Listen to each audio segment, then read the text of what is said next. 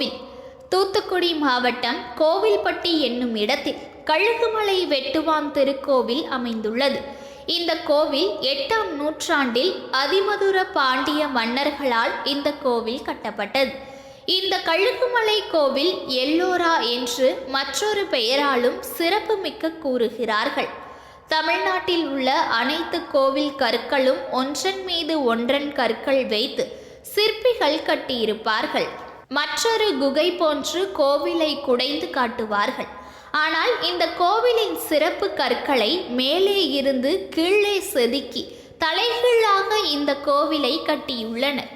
ஒரே பாறையால் வெட்டப்பட்டு உள்ளதால் இந்த கோவிலை அனைவரும் வெட்டுவான் கோவில் என்றே அழைத்தனர். இந்த கோவில் கோபுரத்தில் 4 புறத்திலும் நந்தி சிலைகளும், அடுத்து சிவன், பார்வதி, முருகன், பிரம்மன், விஷ்ணு, தட்சிணாமூர்த்தி போன்ற சிலைகள் இந்த கோவிலில் சிறப்பாக தோன்றுகிறது. குறிப்பாக கோவில் முன்பகுதியில் பார்வதியும் சிவனும் அமர்ந்திருக்கும் சிலை பார்ப்பவர்களுக்கு கண்கள் கவர்ச்சியாக இருக்கும். சமண மதத்தில் ஜெயின மதம் என்று சொல்லக்கூடிய சமண மதம் 24 தீர்த்தங்கரின் சிற்பங்கள் அமைக்கப்பட்டு உள்ளன.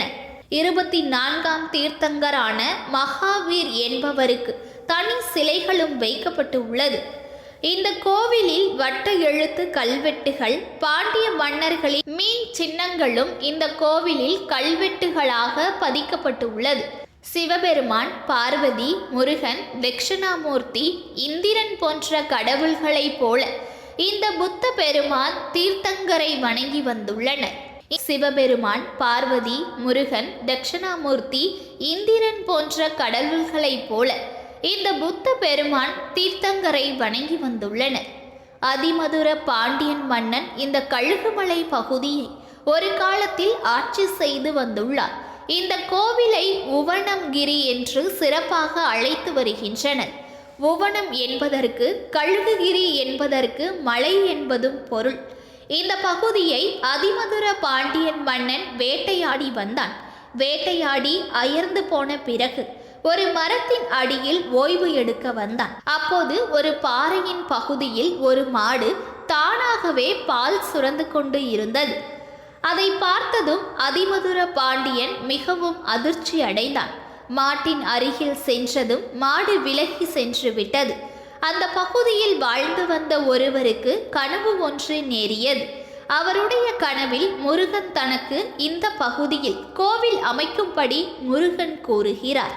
அதனையடுத்து பாண்டிய மன்னன் இந்த பகுதியில் பாறையை தோண்ட ஆரம்பிக்கிறார். அந்த சமயத்தில் மயிலின் மேல் முருகன் இருப்பது போல் ஒரு சிலை இருக்கிறது. அதை பார்த்து பாண்டிய மன்னன் ஆச்சரியப்பட்டான். அதனையடுத்து பாண்டிய மன்னன் இந்த பகுதியில் பாறையை தோண்ட ஆரம்பிக்கிறார். அந்த சமயத்தில் மயிலின் மேல் முருகன் இருப்பது போல் ஒரு சிலை இருக்கிறது. அதை பார்த்து பாண்டிய மன்னன் ஆச்சரியப்பட்டான். இதனைத் தொடர்ந்து அந்த பகுதியில் கழுகுமலை கோவிலை எழுப்பி அந்த பகுதியை பெரிய நகரமாக மாற்றி அமைத்தான் அதிமதுர மன்னன். இந்த கழுகுமலை கோவில் மலையில் நடுப்பகுதியில் குடைந்து கட்டியிருக்கிறார்கள். ஒரே கல்லின் மீது மிக நுணுக்கமாக செதுக்கிய கோவிலாகும். இந்த கோவிலின் அருகிலேயே பாண்டிய மன்னர்கள் தெப்பத்தை செதுக்கியிருக்கிறார்கள். மழை பெய்து கீழே வரும் மழை நீர் தெப்பத்தினுள் வந்தடையும். இந்த தெப்ப நீரில் தாமிரச்சத்து அடங்கியுள்ளது. அதனால் தாமிரச்சத்து நீரை அருந்தினால் நமது உடல் மிகவும் ஆரோக்கியமாகவும் நீண்ட ஆயுளுடனும் இருப்பார்கள் என்று கூறுகிறார்கள். கழுகுமலை கோவிலில் வருடா வருடம் பங்குனி மாதத்தில் திருவிழாக்கள் சிறப்பாக நடைபெறும். இந்த திருவிழாவில் பாண்டிய வம்சத்தில் பிறந்த மன்னர்களுக்கு தனி மரியாதை அளிக்கப்படும். பங்குனி மாத திருவிழா மன்னர்கள் மட்டுமே இந்த தேரினை இழுத்து செல்வார்கள். கெச்சிலாபுரம், கழுகுமலை, சங்கரலிங்கபுரம், ஆலங்குளத்தினை சேர்ந்தவர்கள் மட்டும் தேரினை தொடங்கி முடித்து வைப்பார்கள். இந்த திருவிழாக்கள் இன்றும் அங்கு கடைபிடிக்கப்பட்டு வருகிறது. இந்த கழுகுமலை கோவில் தேரினில் தேவேந்திரனின் சிற்பம் 4 குதிரைகள் இந்த தேரினில் இருக்கும். தேவேந்திரன் தொட்டால்தான் இந்த தேர் ஓடும் என்பது வழக்கம். இந்த கோவில் 25 நிலங்களை கொண்டுள்ளது. இந்த கோவில் நிர்வாகத்தை ஆதி காலத்தில் இருந்து பாதுகாத்து வந்தவர்கள் பாண்டிய மன்னர்கள் ஆவர். அந்நியர்கள் படைக்கு பின்னர் அவர்களின் கைக்கு சென்றது இந்த கோவில் பொறுப்பு. கழுகுமலை மற்றும் எல்லோரா கோவிலை ஒரே வம்சத்தை சார்ந்தவர்களால் கட்டப்பட்டுள்ளது என்றும் பலர் கூறுகிறார்கள். ஏனென்றால் இந்த 2 கோவிலுமே ஒரே மாதிரியான செதுக்கங்களை கொண்டுள்ளதால் இப்பெயர் வந்துள்ளது. இந்த எல்லோரா கோவிலை மகாராஷ்டிராவை ஆண்ட ராஷ்டிரிய வம்சத்தினை சார்ந்த 1ஆம் கிருஷ்ணன் என்ற அரசனால் இந்த எல்லோரா கோவிலானது கட்டப்பட்டது. 4 லட்சம் டன் கற்களை அகற்றி 18 ஆண்டுகளில் எல்லோரா கோவில் கட்டப்பட்டது. ஆனால் இப்போது இந்த கோவிலை கட்டுவதற்கு 100 ஆண்டுக்கும் மேல் ஆகும் என்று அறிவியல் ஆராய்ச்சியாளர்கள் கூறியுள்ளனர்.